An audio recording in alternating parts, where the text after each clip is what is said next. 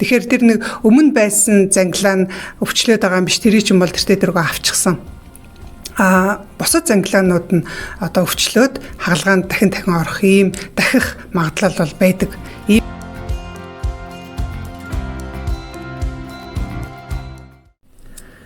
За сайн байцгаана уу. Энэ өдрийн мэндийг хүргье. За Шамбармаа эмгүү ангаая гээд пэйж хуудас нэгдсэн. За энэ дээр бид нэр цуврал зөвлөгөө бичлэг хүргэнэ гэснийхаа дагуу нэг ээлжид бичлэгээ гадна Шамбармын үед зовоороо яаж намдаах вэ гэдэг энэ талаар бол ярих гэж байна. За миний хувьд болохоор хотоод гизээ эмгүү ангаая гэсэн энэ одоо төслийн хүрээнд сүүлийн 7 жил сошиалд хүмүүст хэрэгтэй мэдээлэл өгж байгаа шимт хичээл судлаач, эрүүл мэндийн коуч Бэмжүү гэдэг хүн байгаа. За манай хотоод дэмжлэг арга гээд 100,000 дагагчтай энэ пэйжийг дагдаг хүмүүс бол ерөнхийдөө ямархуу мэдээлэл өгдөг талаар мэдэх ойлголттой болцсон байгаа баха. За гадна Шамбарам бол маш их зовоортой ийм асуудал байгаа. За тэгэхээр энэ үед бол зовоорыг намдаагаад өвдөлтийг алга болгох, арилгах ийм үр дүнтэй аргууд бол байдаг. Эмгүүгээр, гол нь эмгүүгээр штэ. За тэгэхээр энэ талаар бол би ярих чинь. Тэрнээсээ өмнө удирдгал болгоод яг гадна Шамбарам, ерөн Шамбарам гэж юу вэ гэдэг тал дээр товчхон бас дурдчих. Ягаад тэгэхээр бид нар энэ пэйж хуудсан дээр бол цуврал байдлаар яг энэ талын мэдээллийг бол оруулж байгаа. Тэгэхээр тэрийг үзээгүй хүмүүс за үзсэн ч гэсэндээ яг ийм яг амьд харилцаа, хүний яриаг бас илүү ойлгоход байдаг ийм хүмүүс зориулаад бас нэг дахиад Шамбармын талаар товчхон ер нь ярьчих гэж бодож байна. За тэгэхээр Шамбарам гэдэг бол ерөнхийдөө бидний шулуун гэзний төгсгөл хэсэг болох хошно орчмын судснууд ерөнхийдөө өргөсөөд, өрөвсөөд, томроод тэгээд зөөлөн идүүд нь хавдаад ингээд тухайн хүндээ шаналгаа өгч байгаа энэ хүү асуудлыг бол хилээд байгаа. За тэгэхээр Шамбарам яг юу н одоо өвчлөж байгаа юм бэ гэхээр венийн судасны асуудал үүсчээд байгаа юм. За тэгэхээр би энэ зурган дээр та нарт нэг ерөнхий юу харуулъя. За одоо бидний энэ хошног орчин байна тийм ээ. За тэгэхээр энэ хошны энэ булчингууд за энэ бол дотор талдаа, за энэ гадна талдаа байгаа. За тэгэхээр энэ бидний шулуун гэзний энэ хан дагуудаа бол энэ венийн судасны юм олон судснууд явж байдаг хэлхээс тийм ээ. Ийм судснууд явж байдаг.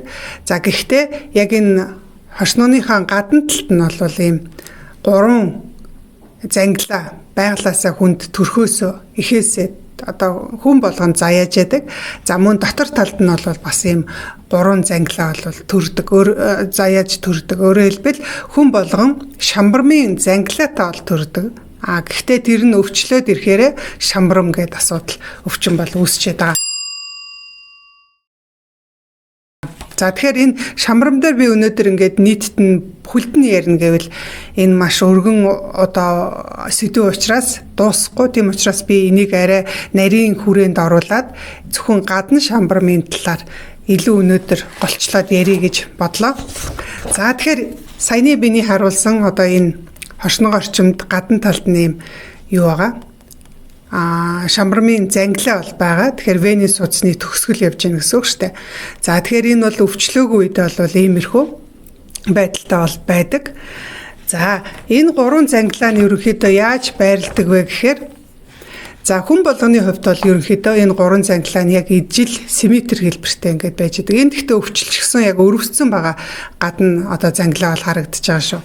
За тэгэхээр энэ дээр яг энэ бид нар энд болоо 12 цагийг байрлуулад ингээд цагийн зүүнний дагуу 12 тоогоо тавих юм бол 3 цагийн бүсдэр за 7 цагийн хэсэг дээр 11 цагийн хэсэг дээр бол бидний гадна Шамбармын 3 зангилаа байрлаж байгаа. За энэ одоо жишээ нь Шамбармын хагалгаанд яг орчихсон тэр өвчлсөн, өргөсөө, томорцсон, эмгэг болцсон энэ Шамбармын зангилаагаа ахуулсан байгаа энэ байдал харагдаж та гурвангийн ахуулч чинь тий. Тэгэхээр хагалгаа ихэд бол зарим хүмүүс дээр аль нэг талыг авчдаг. Тэгэхээр Шамбарам одоо жишээ нь бид нар дахидаг мэс заслын дараа дахиад эдэг гэдэг. Тэгэхээр зарим хүмүүсийн хувьд бол нэг одоо зангилаагийн хоёрыг нь авчихсан байдаг бол зарим тохиолдолд гурвангийн авах нь штэ. Тэгэхээр жишээ нэг энэ тал нь одоо өргөсөөд хэвийн байдалтай орохгүй байхаар нь хагалгаагаар одоо энэ заглагийг нь авчлаа гэхэд дараа нь та яг буруу одоо амьдралын хэв маягтай одоо шамрам үүсгэх тэр хүчин зүйлүүд нь таны амьдрал дээр байгаа болвол дараагийн заглагнууд нь бас л өргөсөөд өвчлөлтдөг. Тэгэхээр тэр нэг өмнө байсан заглаа нь өвчлөөд байгаа юм биш, тэрий чинь бол тэртээ дөргөө авчихсан. Бусад заглагнууд нь одоо өвчлөөд хагалгаанд дахин орох ийм дахих магадлал бол байдаг ийм байгаа. За тэгэхээр энэ тохиолдолд бол гадна шамбрам бол маш их зовиртой, дотор шамбрамаа бодвол ялгаатай. Яагаад тэгэхээр хошнууны хунаас чинь өөрөө одоо ийм байнгын ийм хаалттай байх ийм гадны болон дотор ийм хоёр давхар булчин байгаа. Тэгэхээр тэр хоёр булчин мэдээж өөрөг нь бол тэр одоо анус орчныг чангалаад дотор байгаа янз бүрийн одоо шингэн ялгцуудыг гадагшлуулахгүй гэдэг ингээд байж байгаа штэ. Тэгэхээр энэ хэсэг дээр нөгөө занглаан томроод хэмжээ нэгсчихээр одоо юу болох вэ гэхээр нөгөө хошны хунаасын булчиндаа хавчуулагдаад тухайн хүнд бол маш их хүндүр одоо өгж байгаа, маш их зовир өгж байгаа, сууж чадахгүй ийм байдалд хүрч байгаа. Тийм учраас одоо энэ гадна шамбарм нь бол дотор шамбармаа бол хүн бол ер нь тисэж удаан байж чадахгүй ийм байдаг. Дотор шамбармтай бол хүмүүс ер нь тэгэл яваал байх нь бол олон байдаг штэ, тийм ээ. За тэгэхээр өнөөдөр бол би та нарт яг энэ гадна шамбармын тай холбоотой одоо тэр үед бол ямар асуудал одоо арга хэмжээ авч болох вэ гэдэг тал дээр голлоод ярих гэж байгаа. За тэгэхээр манад дээр хүмүүс ерөнхийдөө ирээд эсвэл онлайнаар сошиалаар зөвлөгөө авдаг. За бид нэр тэр хүмүүст зөвлөгөө өгж явах явцдаа гадна шамбрамтай холбоотой нэлээ ийм давхарцсан олон асуудлуудыг нэгтгэх юм бол яг үндсэндээ нэг ийм 10-аад зүйл байдаг юм байна. Тэгэхээр тэр асуудлууд байгаа. Тэгэхээр тэрэн дээр нь ерөнхийдөө ингээд өнөөдөр зарим нэгээс нь хариулъя гэж бодож байна. За энэ дээр ирсэн нэг юм асуулт байгаа даа. За хүндрэхээр цагаан мах эргээд байх юм аа. Их хүндүртэй байна. Юу хэрэглэх вэ гэдэг ингээд асуусан байгаа. За тэгэхээр ер нь бол хүндрэхээр одоо энэ цагаан мах эргэнэ гэж. За тэгэхээр энэ дээр цагаан мах эргэх шамбрам гэдэг энэ хоёрыг хүмүүс ижил юм шиг бодоод байдаг. Ярихдаа ерөөсөө цагаан мах эргчлээ гэж шамбрамаа хэлээд байдаг. Тэгэхээр энэ хоёр бол тусдаа өөр одоо асуудал байгаа нь штэ. Тэгэхээр бид нэр бол энэ дээр манай пэйж дээр бол одоо энэ төрлийн зөвлөгөөнүүд бас орчихсон байгаа. Тэгэхээр шамбрам гэдэг бол өөрөө судасны занглааны асуудал явж байгаа. Судас өргөсөөд томроод одоо асуудал үүсчихсэн байгаа бол цагаан мах гэдэг чинь бол өөрөө шулуун гидсийн хаан одоо төгсгөлийн тэр хэсэг нь урваад одоо хошноогоор гараад ирчихсэн ийм асуудал. Өөрөөр хэлбэл эргэтэн нь доошоогоо унжаад гараад ирсэн асуудлыг бол цагаан мах гэж байгаа. Шамбрам бол өөрөө судасны асуудал явж байгаа. Энэ хоёр өөр шүү. Тэгэхээр энэ асуулт асууж байгаа хүмүүс нь одоо цагаан мах эргэх гээд яриад байгаа нь ихэнхдээ бол шамбрамын асуудал яваад байдаг.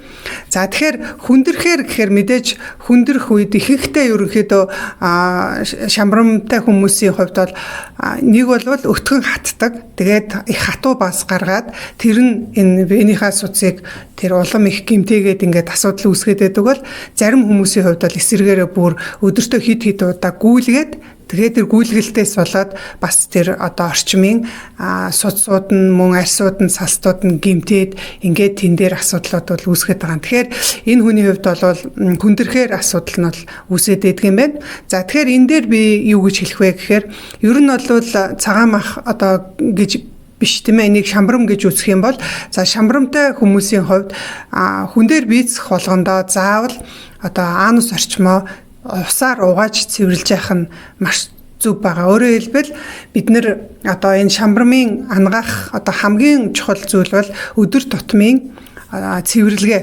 өдөр тутмын арчилгаа орж ирдэг.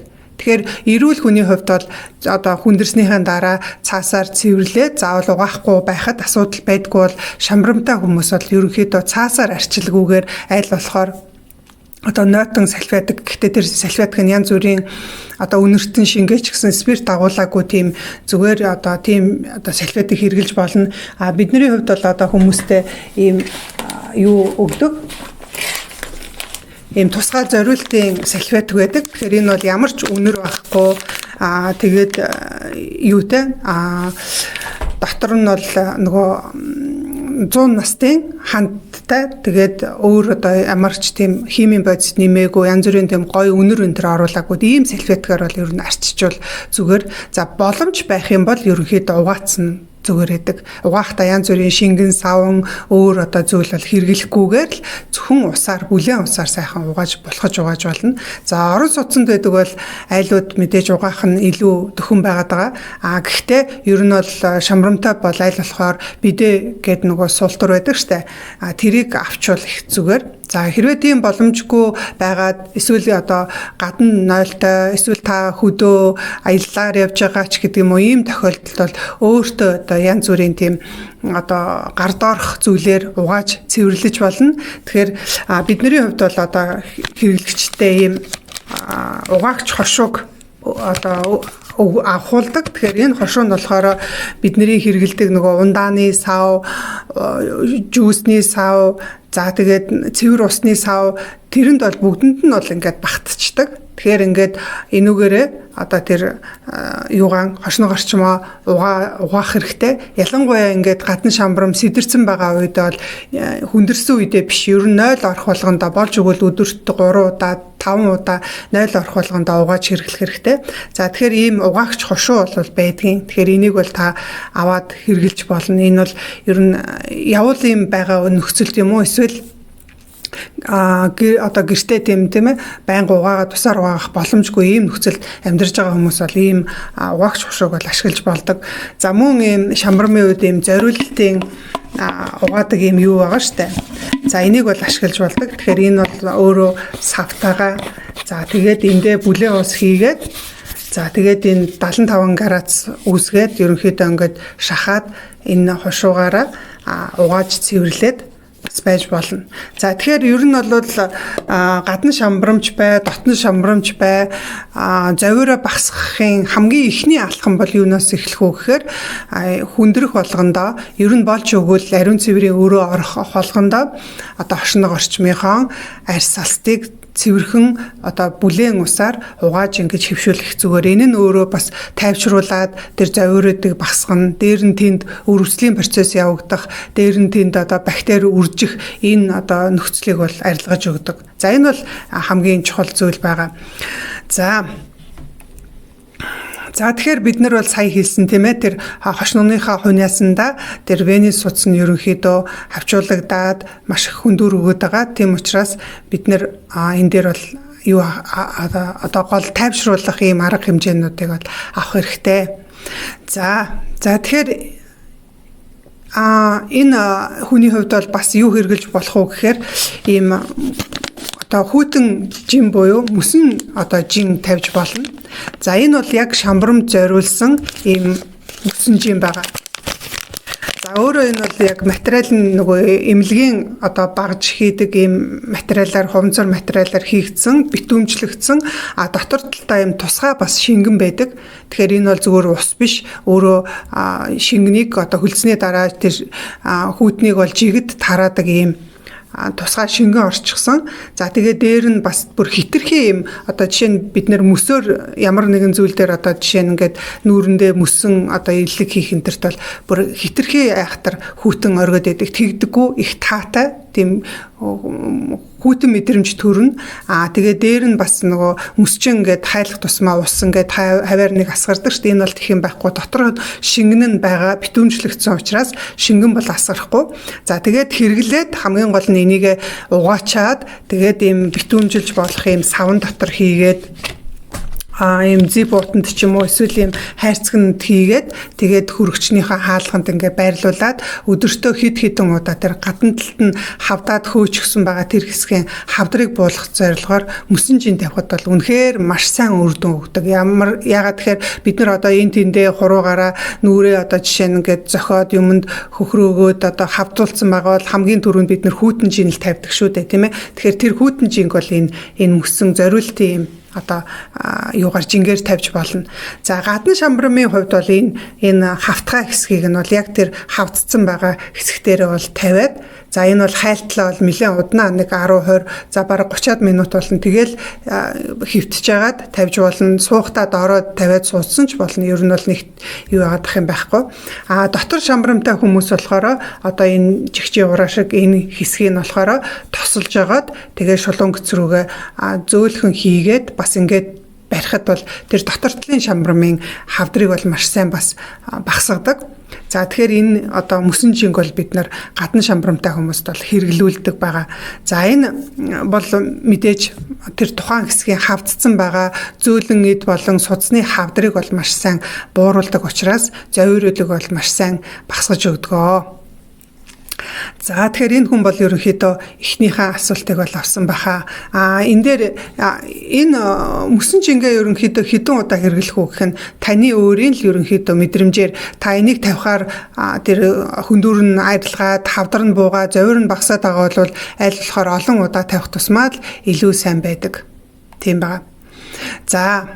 За энэ дээр бид нар бас юуг ерөнхийдөө хэрэглэгчтэй өгдөг вэхээр за энэ экстрим гэдэг тосыг өгдөг. За экстрим гэдэг маань өөргөө түргэн одоо яг тийм онцгой нөхцөлд хэрэглэх тос гэж ойлгож байна. Тэгэхээр энэ экстрим тос нь болохоор усан суурьтай учраас одоо арсанд дээр гадна талын арсанд бол маш сайн шингэж өгдөг.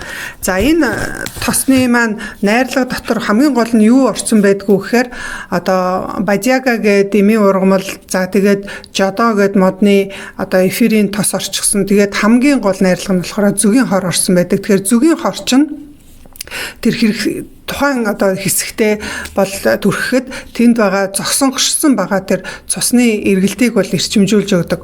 За тэгэхээр гадна талын шамбрам гэдэг чинь өөрөө тэнд цусны бүлэн үссэн байдаг. Яагаад тэгэхээр цус чинь ерөнхийдөө урсахгүй байхаараа бүлэн үсчдэг штэ, тромб үсчдэг. Тэгэхээр тэр тромб нь болохоор ер нь буцаж цусныхаа эргэлтэнд задарч ордгоо учраас тэгээд ерөнхийдөө гадна шамбрамын тэр бүлэн бол өөрөө тэр хэсгээр ингээд томорчоол ингээд өргөсчөөл байгаад байдаг. Тэгвэл бид нэр тэр үүссэн байгаа тромбыг задлахын тулд зүгийн хорыг ашиглаж байгаа. Тэгэхээр зүгийн хор бол цусны эргэлтийг маш сайн идэвхтэй сайжруулж өгдөг. Дээр нь тэр одоо бүлгэнсэн байгаа цусыг бол ингээд задлж өгдөг. Тэгэхээр тэр ач холбогдол нь бол энд байдаг. Тэгээд бас нэг давхар маш сайн одоо үйлчлэх нь юу гэдэг вэ гэхээр зүгийн хор нь өөрөө өвдөлтийг маш сайн дарж өгдөг. Бүх өвдөлтийг маш сайн дардаг. Тэгэхээр ерөөсөө та тэр шамбрамын өвдөлч байна уу, өөр одоо бусад өвдөлтч байна уу, тэр хэсгтэрээ энэ экстрим тосыг түрхэхэд бол ерөөсөө түрхээд нэг 10 минутын дараа гихтэл тэр өвдөлт чинь бол яг нөгөө өвчин намдах юм ууц юм шиг маш сайхан нандаж өгдөг. Тэгэхээр бид нар энэ мөсөн жингээрээ хавдрыг буулгаад өгөх нь энэ тосн төрхлөг нь болохоор тэнд одоо судсан нь өрөвссөн байгаа. Тэгээ дээр нь тэнд цусны бүлэн үссэн байгаа. Тэрийг задлж өгнө. Тэгэхээр хоёулаа нийлээд ирэхээр тэнд өрөвслөө дараад 5 хавдрыг буулгаад өвчний намдаагаа төхөөрөл гадна шамбрын хувьд бол маш сайхан одоо үр дүн бол өгдөг байгаа. Одоо ер нь хэрэгэлсэн хүн бол ерөөсөө хэрэглээл эхнийхэн хэрэглээн дээр л хөндүүр нь ерөнхийдөө илт багасаад ирдэг. Тэгээд цаашлаа одоо олон хэрэглээд ирэхээр одоо тэгтээ нэг олон хоног хэрэглэхгүй л дээ. Ер нь бол өдөрт нэг 3 удаа 5 удаа хэрэглээ гэхэд нэг 3 хоногийн дараа гэхтэл ерөнхийдөө гадна шамбран бол гайгүй болчдөг. За мэдээж ингээ архагчсан их олон жил ингээ явцсан бол за нэг 5 хоног ч юм уу иймэрхүү байдлаар л ерөнхийдөө намтгаа. За дотор шамбрамын үед бол бид нар хэрэглэхдээ одоо энэ хэсгийг хийнэ гэсэн штэ.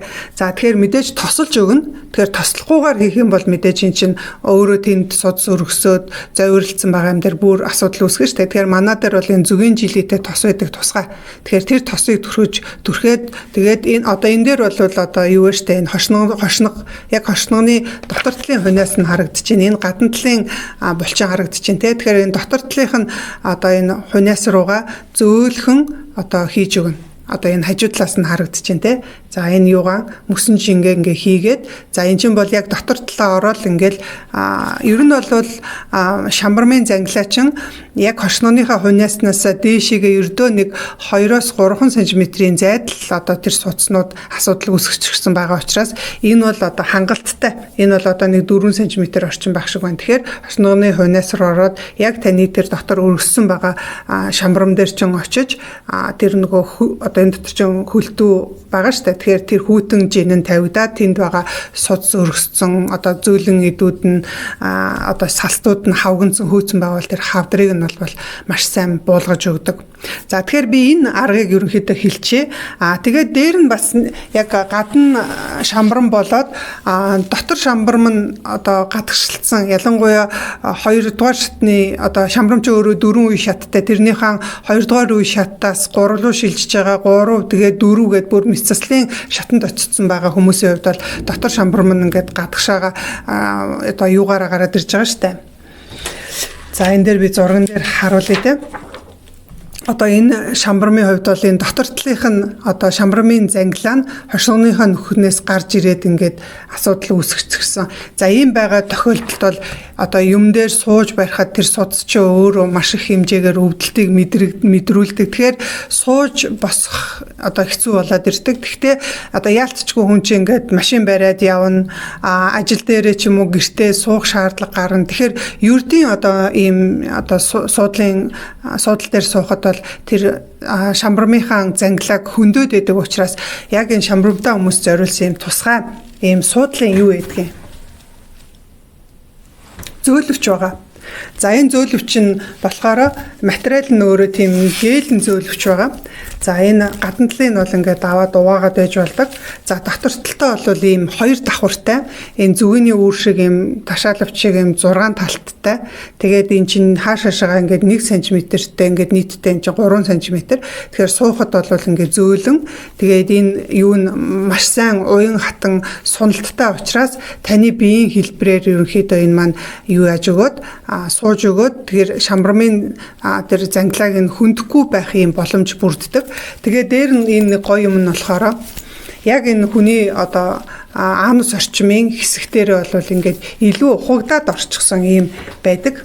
Одоо ингээд харагдах нь илүү ингээ хугдаад орцсон учраас энэ хүндэд чинь нөгөө занглаа маань одоо яг юмд хүрэхгүй шүүхгүй байхаар хүндүүрийг багсгаж өгөх юм зориулттай ийм ба. Тэгээ дээр нь энэ материал нь болохоор гээлийн юм бүтцтэй учраас халдаггүй. Ер нь бол биеийн температураас 10 градусаар бага одоо яг өгзөг хэсгийн юуг болохоор арсыг бол 10 градусаар одоо бага температурт байлгадаг. Тэгэхээр одоо ингээд 100 болчихж байна те. 100 болоод бид нар машин цуухт чинь суудал маш халтсан байдаг. Тэгээд тэрэн дээр одоо тэр судас өргөсчихсөн завиртайгаа хүн суухаар бол бүр айгүй хэцүү. Тэгэл хажуу тишээ суун гэхээр одоо жишээ нь жолоо барьж байгаа хүн бол бүр хэцүү болно штэ те.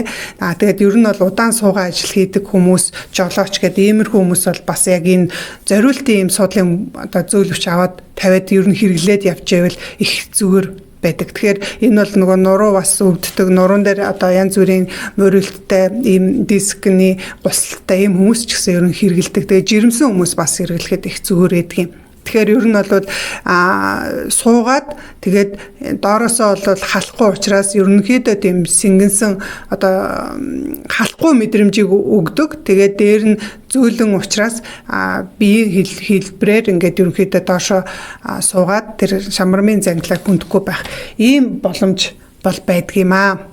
За тэгэхээр өнөөдрийнхөө зөвлөгөөгөөр ерөнхийдөө шамбрамын үед судас хавганж хөөсөн үед яаж одоо завиураа намдааж болох вэ гэдэг ийм зөвлөгөө хүргэлээ. За манай төв дээр ирээд та бүхэн бас ийм бусад манад бол яг энэ шамбармд чиглэлжсэн олон бүтээгдэхүүнүүд байгаа. Дотроос уудаг одоо жишээ нь өтгөн хаталттайгаас болж шамбрамтай болж байгаа хүн зориулсан өтгөн хаталтын эсрэг ийм уудаг бүтээгдэхүүнүүд байна. За эсрэгээрээ гүйлгдэг, суулгадаг хүмүүсийн хувьд бол гүйлгэж суулгаснаас бол шамбрам үсээд байгаа бол тэрэнд нь бас уудаг бүтээгдэхүүнүүд байдаг. За мөн цус гараад байгаа бол одоо ер нь бол дотор шамбрамын үед бол суцны хан өөрөө нэмгрээд одоо тэр суц нь өсснөөсөө болоод судасны өөрийн уян хатан чанар нь алдагдаад тэгээд цус одоо гадагшилт цустай одоо өтгөн гардаг юм болчдөг. Тэгэхээр цус гарч байгаа үед бол судасны хааныг бэхжүүлдэг.